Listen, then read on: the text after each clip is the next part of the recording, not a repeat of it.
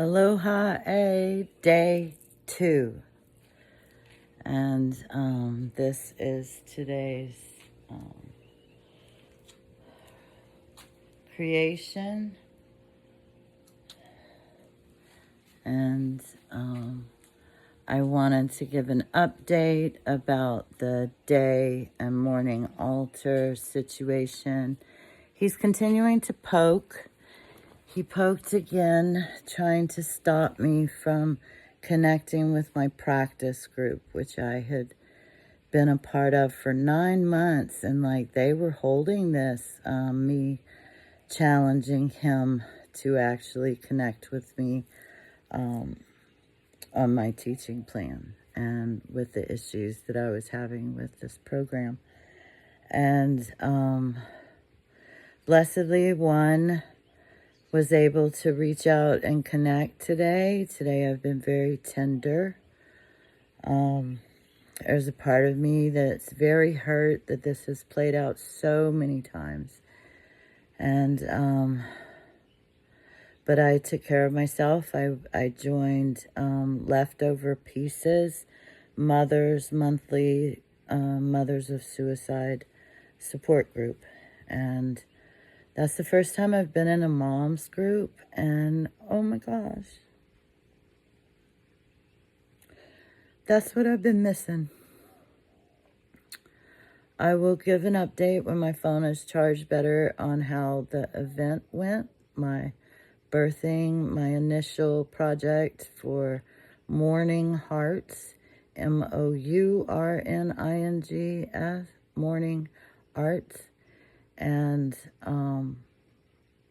it was wonderful, but I'll give a breakdown of it. So divinely aligned, so many signs that regardless of what some people think, I am aligned with spirit in this, the mama and what she wants done.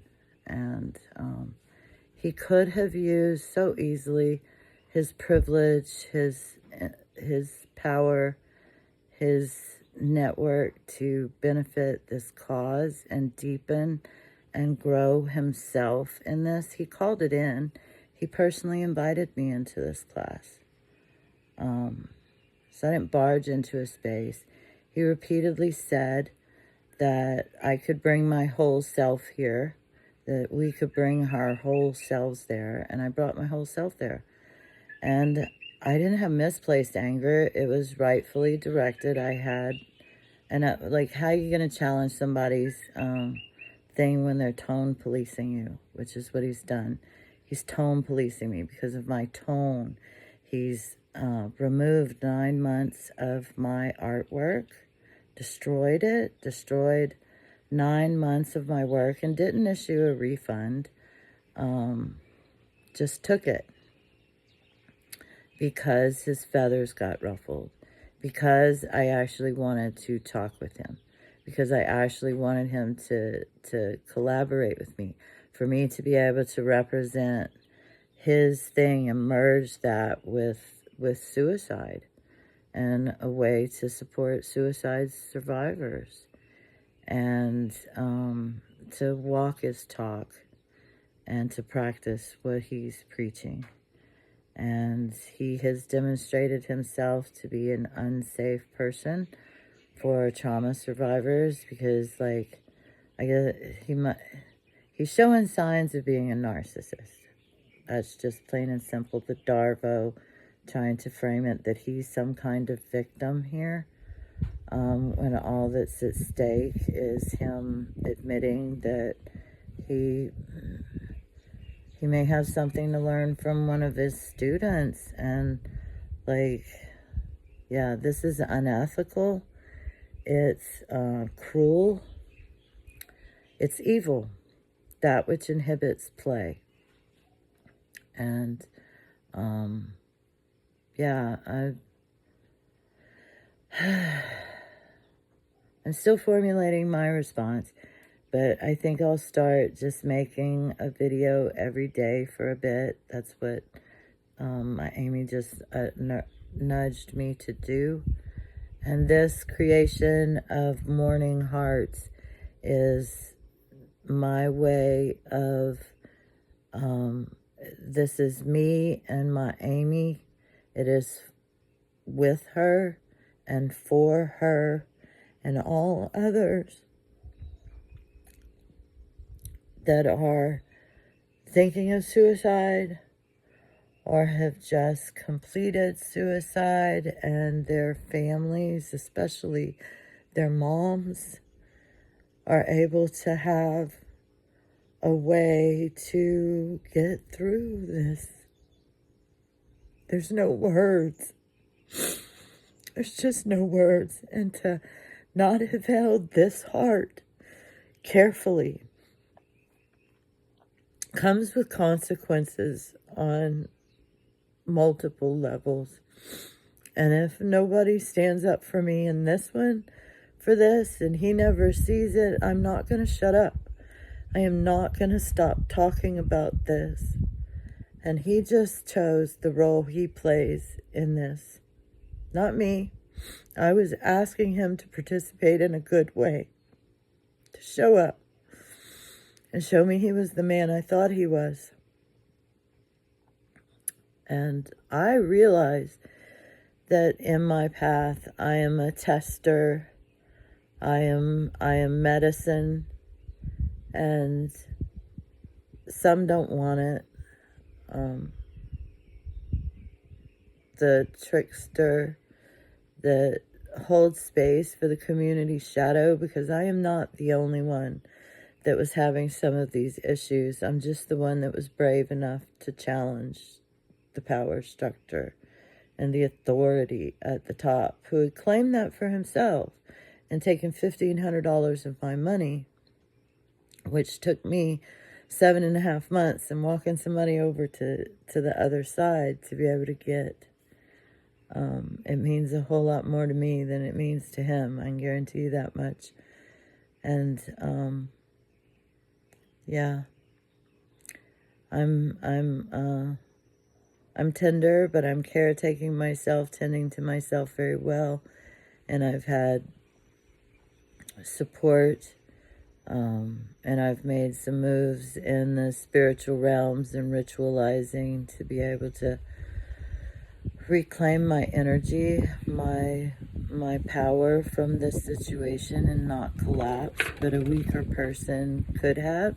The old me, this could have driven me to suicidal thoughts and ideations and all of that myself. But like his rough treatment of somebody in a tender place is very telling of the type of person he is. And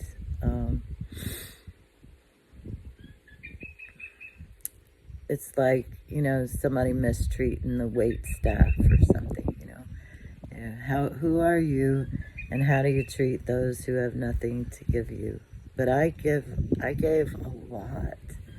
Like, I was really working to develop his community and make it, and have it actually be a we, and feeling like I was a we. And yeah, I shared the texts on Facebook, and if anyone is interested, they're free to reach out to me to talk about this. Witnesses are what make this not traumatizing. Witnessing me without shame, and speaking up on my behalf and on behalf of this injustice that was done. How we treat the most vulnerable among us is very important. And yeah, today I got to sit with Rose and Ray, who are out on the streets, but they're feeding the people, and they're caretaking, and they're looking for 2 young ones, and her family member had killed himself by suicide. And so this is opening up conversations and having me talk about it more. So ultimately it's going to serve me. I'm going to make sure of that. I've come too far to let some male's ego and cruelty stop me. So, yeah. Now, I'm waiting for my next friend to come over. I spent birthday with Chris. That was perfect and wonderful. I've purged, puked, I've cried, I've been held and caretaken well by my community here in Pune. And I got me some, this Uncle Whitney's Pune puka shell for protection. And we started the Pune, see how do we put it?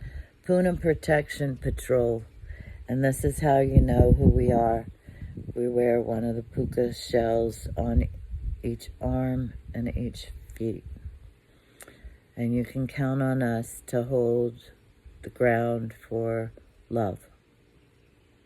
Love, dignified treatment of those that are suffering.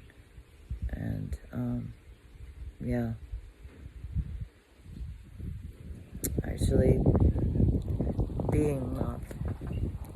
And, yeah, I'm still processing and integrating and formulating and reformulating and, yeah. But I'm not some crazy bitch in the sense that he is trying to make me out to be, which is a typical response to a fragile male ego being poked, or his feathers being ruffled. Because of how I talk to him. Oh my gosh. Oh, immature too. So, yeah, I'll be uploading this when I get back on Wi-Fi. Maybe they'll have some at the restaurant we're going to go to this evening. And I love you if you're following along and rooting in my favor. And if you aren't, go deal with that. That's your own shadow of what you're projecting onto me.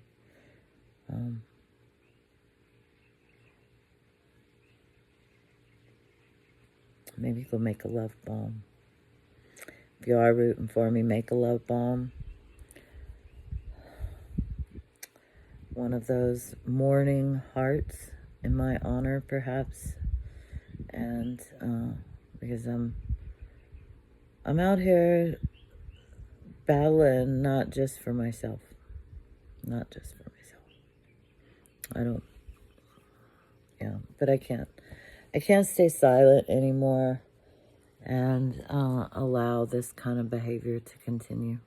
Because if they'll do it to me, they'll do it to you. If you just, step out of line yourself, right? And, I've never claimed to be anything but quite feral. Quite feral and not super interested in pandering to the patriarchy. So, yeah. Aloha. Bye-bye for now.